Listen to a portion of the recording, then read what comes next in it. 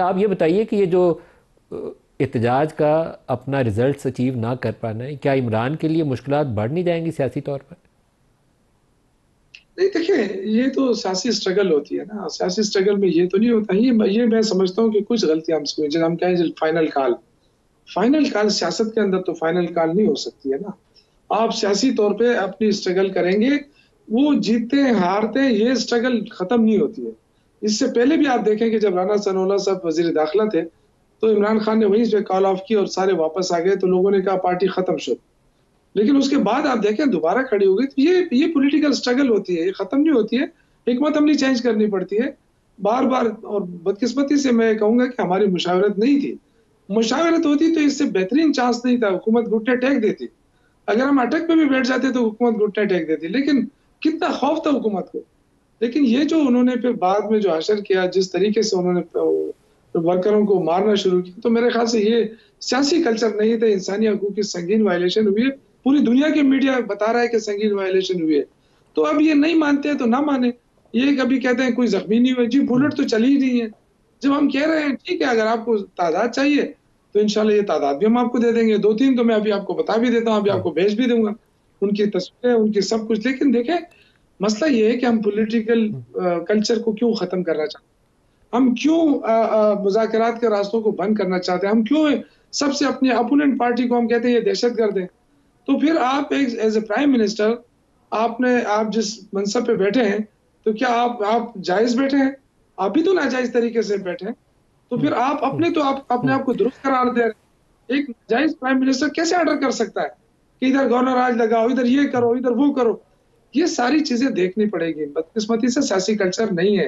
मैं अपनी तरफ भी कह रहा हूँ, ये हमें अब थोड़े से रवैयों को तब्दील करना पड़ेगा। हमें मुल्क की सियासत को देख के आगे चलना होगा। ये कैसे दावे है कि जी मुल्क तरक्की कर गया? कहाँ से तरक्की है? आपकी रेमिटेंसेस खत्म हो गई, आपकी रन एक्सपोर्ट खत्म हो गई, आपकी डाउन चली जा रही है। फिर आप कहते हैं जी हम मुल्क तरक्की कर रहा था इसलिए हमने इन ये जो है ना, ये इंतशारी थी, इनको हमने खत्म किया। इससे आप खुशी मना रहे हैं, बड़ी अफसोस की बात है। ये तो पॉलिटिकल वर्कर थे, इनके पास अच्छा, असला राना होता तो सनाउल्लाह फिर साहब, आपको छोड़ते वो।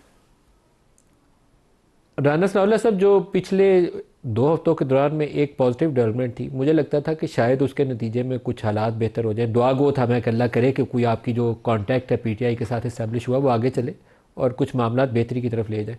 आपकी तरफ से मोहसिन नकवी हुकूमत की जानब से और दूसरी तरफ से बैरिस्टर गौहर और अली मीनी आपस में इंगेज कर रहे थे। बाकी लोगों ने, आपने भी शायद असद कैसर और बाकी लोगों से रब्ता साजी में आपने भी रोल अदा किया।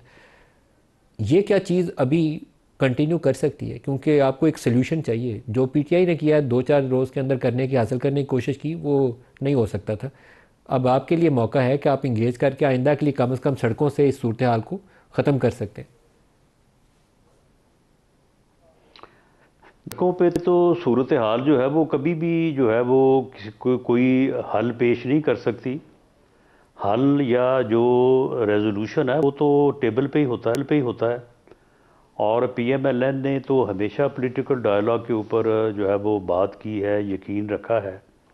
मियां नवाज शरीफ साहब ऑन रिकॉर्ड हैं कि सबको जो है वो सर जोड़ के बैठना चाहिए, ना सिर्फ पॉलिटिकल लीडरशिप को, बल्कि उन्होंने तो जुडिशरी और इस्टेब्लिशमेंट को भी कहा कि सभी को सर जोड़ के बैठना चाहिए।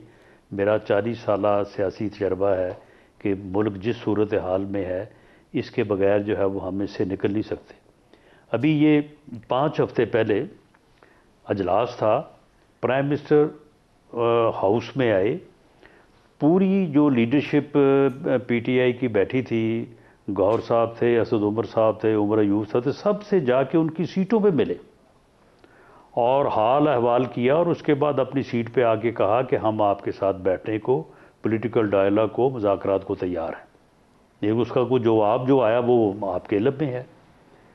मामला ये है कि मैं तो ये राना समझता साहब, आप हूँ अभी भी कि कोशिश कर सकते हैं।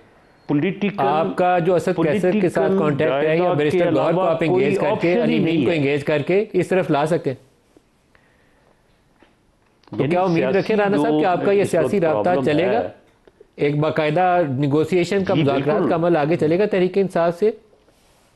मैं कहता हूँ कि जो पेशकश अपना मियां नवाज शरीफ ने या बाद में on the floor of the house prime minister ने की है, उसको वापस तो किसी ने नहीं किया लिया। ये जो 26वीं तरमीम है उसमें पार्लिमानी पार्टी में पीटीआई के लोग हमारे साथ बैठते रहे हैं, सारी बातें हुई हैं, मसवदे के ऊपर जो है वो सारी गुफ्तगू हुई है।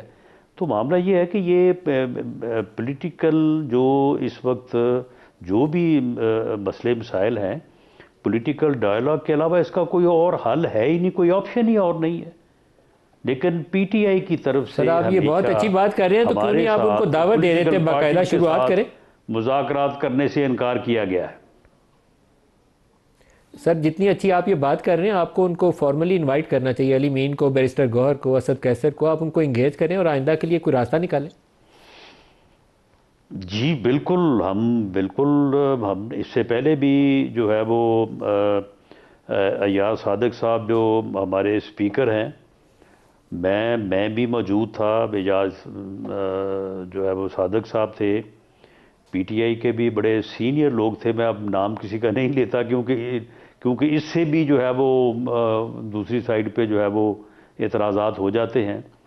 तो हमारी जो है वो इनफॉर्मल गुफ्तगू तो होती रहती है, लेकिन अगर बानी पीटीआई की तरफ से अगर इस बात की इजाज़त या इस बात का जो है वो अज़हार किया जाए तो क्यों नहीं बात हो सकती। सियासी जमातों और सियासी लीडरशिप में बात होगी तो मामला जो है वो रिजॉल्व होंगे। शौकत यूसुफ़ज़ई साहब, शायद आपकी जमात को जो बहुत सारी हिकमत अमली में तब्दीली लाने की ज़रूरत है, उसमें से एक तब्दीली ये होनी चाहिए कि आप जो भी एहतजाज करें, मुझे उससे कोई गर्ज नहीं है, लेकिन आपको बातचीत का दरवाज़ा खोलते हुए हुकूमत को बराह रास्त इंगेज करना चाहिए। वे फॉरवर्ड इसी में ही है, चाहे आप 10 लाख बंदा ला के क्राउड ले आए, फिर भी मुज़ाकरात से ही रास्ता निकलना है। नदीम मलिक साहब, बात ये है ना कि ये पहली दफ़ा आप देख रहे हो कि जो वज़रा है ना वो पहले इश्तिहाल दिलाते हैं। ये राना सलमान साहब ने जो बात की, इस तरह बात तो किसी ने नहीं की ना। पहले तो वो इश्तिहाल दिलाते हैं ना कि अटक पार करके दिखाओ, यहाँ आके दिखाओ।